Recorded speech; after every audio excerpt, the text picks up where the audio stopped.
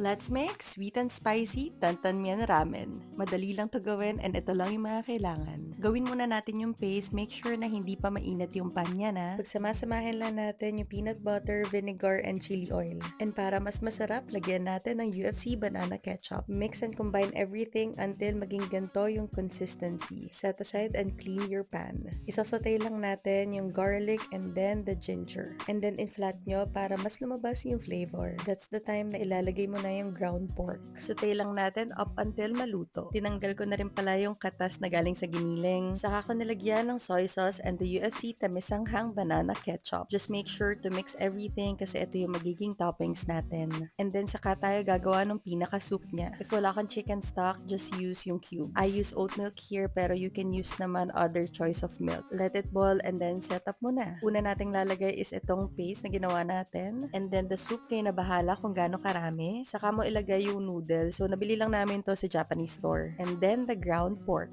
Nag-steam nga rin pala kami ng bok choy. As a ketchup lover, this proves that ketchup can be partner with everything.